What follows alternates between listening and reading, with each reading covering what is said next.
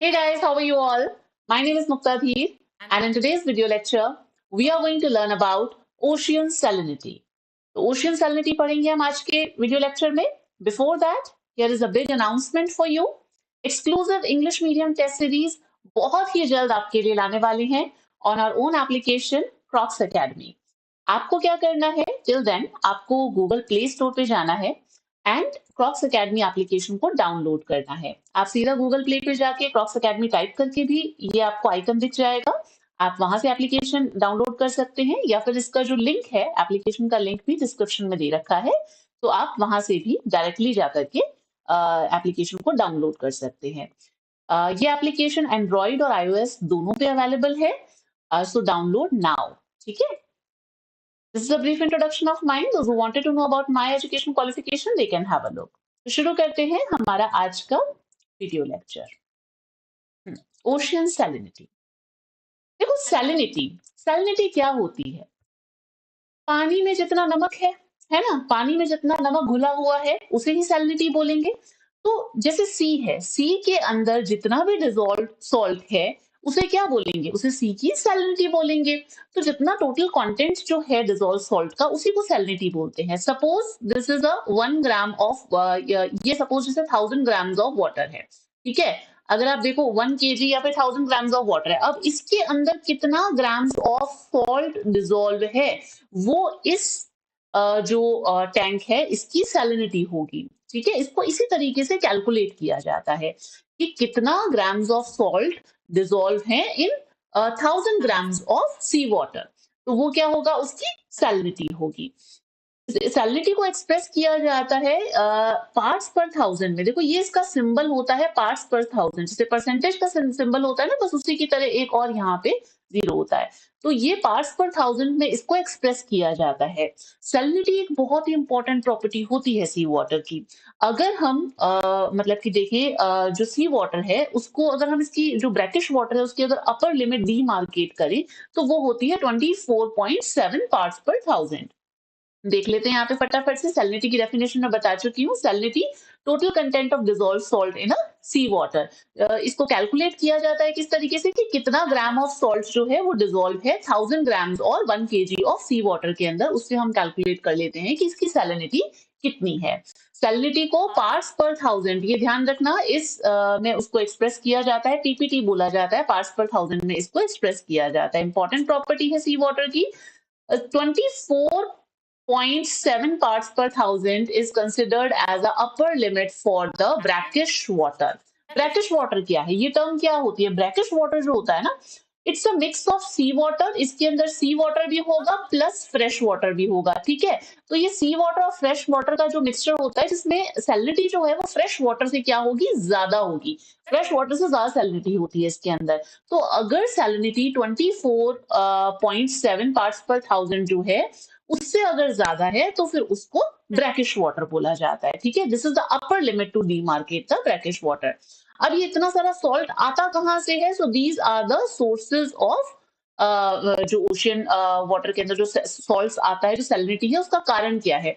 एक तो रिवर्स के थ्रू है ना, क्योंकि रिवर्स जो है वो फ्लो करती हुई आती हैं तो वो अपने साथ साथ में जो मतलब रॉक्स वगैरह है उसको क्या करती हैं? इरोड करती हैं, है ना. उसको इरोड करती हुई और ये रिवर्स जो है अपना कोर्स कार्व आउट करती हैं, माउंटेन्स को कार्व करके, और ये आती हैं तो ये अपने साथ में सॉल्ट लेकर के आती हैं.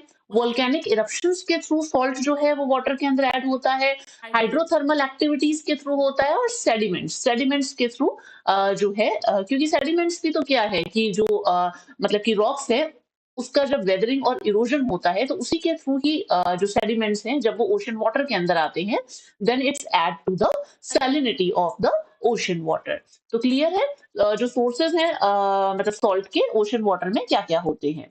अब हम देखते हैं कितना प्रपोर्शन ऑफ सॉल्ट रहता है मतलब ओशन के अंदर. अगर हम बात करें, ये बहुत एक तो इम्पोर्टेंट ऑर्डर है, ध्यान रख लेना. ये एग्जाम के अंदर पीछे भी पूछा गया है, कई दफा पूछा जा चुका है कि सबसे ज्यादा प्रपोर्शन कौन से सॉल्ट का होता है, तो सबसे ज्यादा होता है सोडियम क्लोराइड. तो अगर हम सी वाटर के अंदर देखें, अगर हम ओशियंस में देखें तो जो मैक्सिमम प्रपोर्शन होता है वो होता है सोडियम क्लोराइड का. राइट, उससे कम होता है मैग्नीशियम क्लोराइड, उससे कम होता है magnesium sulphate, then calcium sulphate, then potassium chloride and potassium bromide. ये सीक्वेंस मस्ट है, इसे जरूर याद कर लीजिएगा, एग्जाम में पूछा जाता है। ये यहाँ पे प्रोपोर्शन भी देखो जिस तरीके से बता रखा है कि इतना अगर सी वाटर, इतना अगर वाटर है तो उसके अंदर सैलिनिटी का कंपोनेंट जो है वो इतना ही है ना, 34.4 बताया गया है। जो एवरेज सैलिनिटी होती है ना, अगर हम ओवरऑल बात करें तो विच इज 35 पार्ट्स पर थाउजेंड ऑफ द ओशियंस, ये एवरेज सैलिनिटी है, ठीक है ना।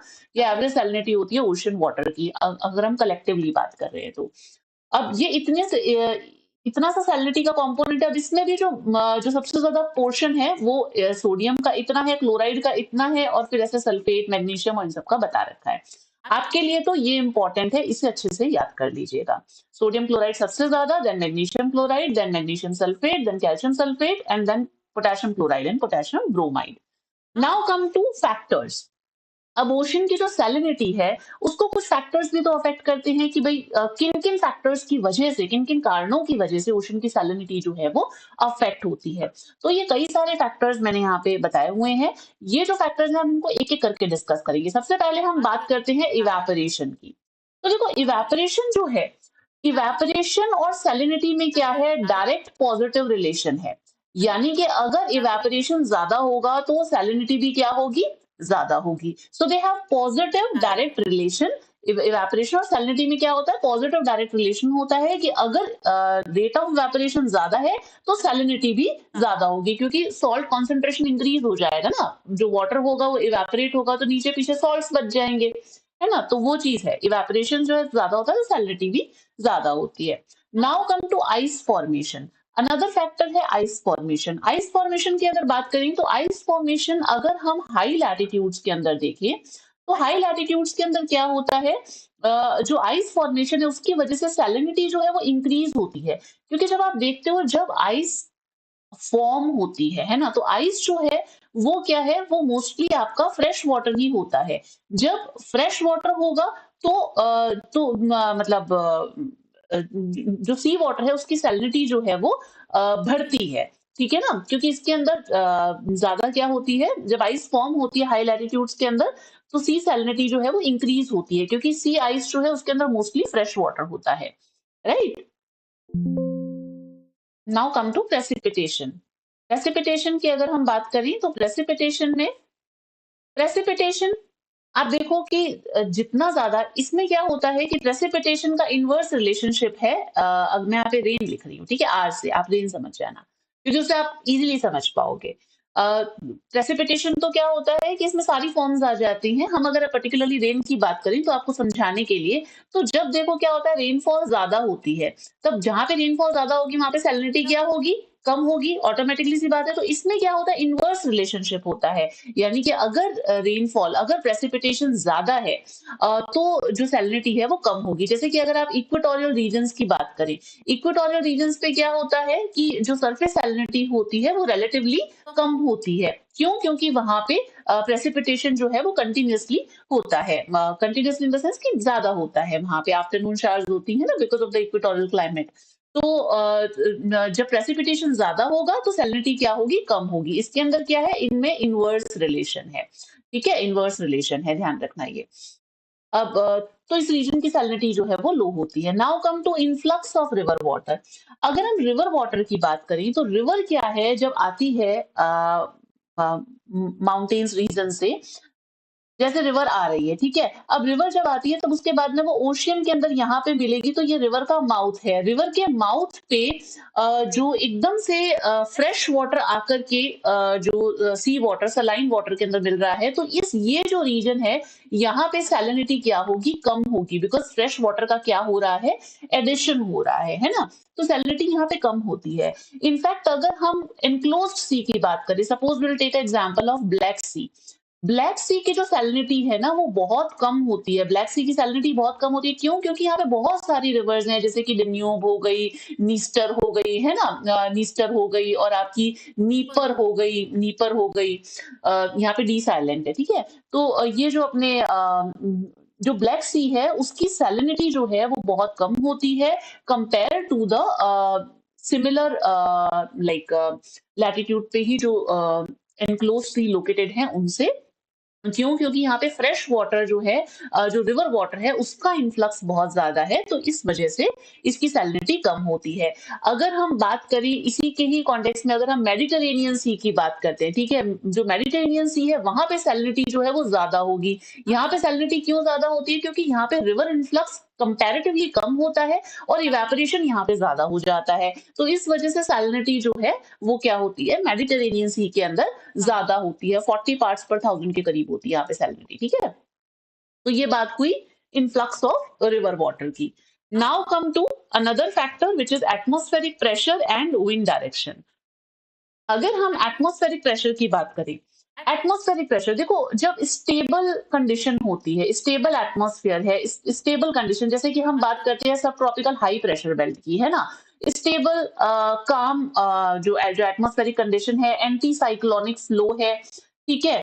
जो मतलब कि एंटी साइक्लोनिक कंडीशन है, स्टेबल एयर है, तो ऐसे में क्या होगा, टेम्परेचर जो है यहाँ पे ज्यादा है, सैलिनिटी भी यहाँ पे क्या होती है, ज्यादा होती है। मतलब जो ये रीजन है यहाँ पे हाई सैलिनिटी होती है। अगर विंड डायरेक्शन की आप बात करो, तो विंड डायरेक्शन में देखो, जब ट्रेड विंड्स हैं, ट्रेड विंड्स इस तरीके से ब्लो करती हैं, है ना, तो ट्रेड विंड जब यहाँ पे ब्लो कर रही हैं, तो जो ये ईस्टर्न, अगर suppose this is the Africa and यहाँ पे आपका ये दूसरा एक मिनट, जस्ट अ सेकेंड, ये आपका इंडिया आ गया। हाँ, तो ट्रेड विंड जिस तरीके से ब्लो कर रही है, तो ट्रेड विंड जब ब्लो करती है, तो ट्रेड विंड क्या करती है कि जो ये अपने ओशियन है, उसका जो ईस्टर्न मार्जिन है, उससे जो वाटर है उसको पाइल अप करती है वेस्टर्न मार्जिन पर, राइट। तो अब ईस्ट से, ये ईस्ट है, ईस्ट से वेस्ट में जब पानी यहाँ पे पाइल अप होगा, तो यहाँ पे सैलिनिटी इंक्रीज होगी, और यहाँ पे क्योंकि ये वाटर इस डायरेक्शन में जा रहा है, यहाँ पे जो वॉइड क्रिएट होता है उससे अप वेलिंग होती है, और जो कोल्ड वाटर है, जो कि लेस सलाइन वाटर है, वो ऊपर की तरफ आता है, और जो अपवेलिंग वाले रीजन है, यहाँ पे तो सैलिनिटी क्या होगी, कम होगी, जबकि ये डाउन वेलिंग वाले जो रीजन हैं, जहां पे वाटर पाइल अप हो रहा है, वहां पे क्या होगी, सैलिनिटी जो है वो ज्यादा होगी कंपैरेटिवली, ठीक है। तो विंड की जो डायरेक्शन होती है, विंड की जो, और यहाँ पे हम कौन से विंड की डायरेक्शन बात कर रहे हैं ना, प्लैनेटरी विंड्स, जो कि थ्रू आउट ईयर जो है वो प्रिवेल करती हैं, है ना। तो विंड की डायरेक्शन भी एक बहुत इंपॉर्टेंट फैक्टर है जो कि सैलिनिटी को अफेक्ट करता है। अ, ठीक है, तो ट्रेड विंड्स के बारे में हमने बात करी। इसी तरीके से जो वेस्टर्लीज हैं उसके अंदर उल्टा हो जाएगा। वेस्टर्लीज जो हैं वो जो कॉन्टिनेंट्स का जो वेस्टर्न कोस्ट है उसके उसके अलोंग तो वो सैलिनिटी को इंक्रीज कर देंगे, और ईस्टर्न कोस्ट पे सैलिनिटी कम हो जाएगी, क्योंकि जिस तरीके से विंड की डायरेक्शन है उससे आप देख सकते हैं। सर्कुलेशन ऑफ ओशियन वाटर का सर्कुलेशन इंपॉर्टेंट है। अब जैसे वार्म करंट्स हो गए, हम पढ़ते हैं ना, वार्म करंट हो गया, वार्म ओशियन करंट्स हो गए। जो वार्म ओशन करंट्स तो है वो तो सैलिनिटी को बढ़ा देते हैं, ठीक है, और जबकि जो कोल्ड ओशन करंट्स है, वहां उसकी वजह से क्या होता है, सैलिनिटी कम हो जाती है। तो ये सारे फैक्टर्स जो हैं ये अफेक्ट करते हैं ओशियन की सैलिनिटी को। क्लियर है यहाँ तक? कोई भी डाउट हो आप कमेंट सेक्शन के अंदर पूछ सकते हैं। तो this is all about this video lecture. Next video lecture में हम लोग सैलिनिटी के डिस्ट्रीब्यूशन को देखेंगे। तब तक के लिए आप इस एप्लीकेशन को, क्रॉक्स एकेडमी को डाउनलोड कर लीजिए, गूगल प्ले स्टोर पे आपको ये मिल जाएगी। बहुत ही जल्द हम इसके ऊपर लाइव क्लासेस वगैरह भी स्टार्ट करेंगे, तो download it as soon as possible. ये कुछ सोशल मीडिया प्लेटफॉर्म्स हैं जहाँ पे आप चाहें तो मुझसे जुड़ सकते हैं। ये मेरा फेसबुक पेज है, और ये एक इंस्टाग्राम अकाउंट है, मुक्ता_धीर है ये। इसकी जो पीडीएफ है वो मैं आपको टेलीग्राम चैनल पे प्रोवाइड करवा दूंगी। टेलीग्राम से अगर आप नहीं जुड़े हैं तो जुड़ जाइए। इनफैक्ट ये जो फैक्टर्स वाला वीडियो लेक्चर है और जो डिस्ट्रीब्यूशन है, उन दोनों के साथ में ही आपको एक बाद में पीडीएफ जो है वो प्रोवाइड करवा दी जाएगी। ठीक है, फिर मिलते हैं अगले वीडियो लेक्चर में। Till then stay connected, bye bye.